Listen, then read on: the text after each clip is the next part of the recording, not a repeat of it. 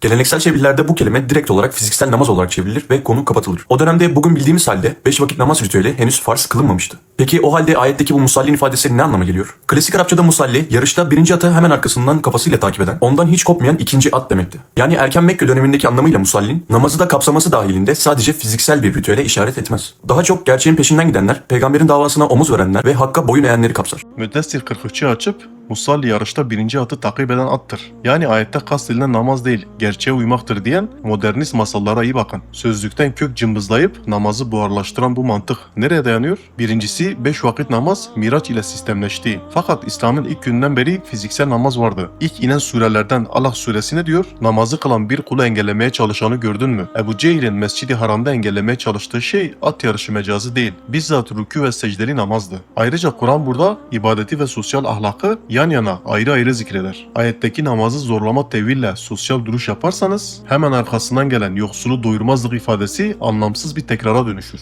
Birincisi fıkıh usulünde kuraldır. Bir kelimenin sözlük anlamı değil, dinin yüklediği şer'i anlam esastır. Salat, dinde rükû ve secde ile ikame edilen ibadettir. Kelime kökünden mecaz üreterek namazı ahlaki bir slogana indirgemek, ibadetleri sıfırlama kurnazlığıdır. Kur'an namazı da emreder, yoksulu doyurmayı da. Birini öbürüne feda edip dini hafifletemezsiniz. İbadetsiz bir ahlak, köksüz bir ağaca benzer. Usul bilmeden kelime cambazlığı yapmayın.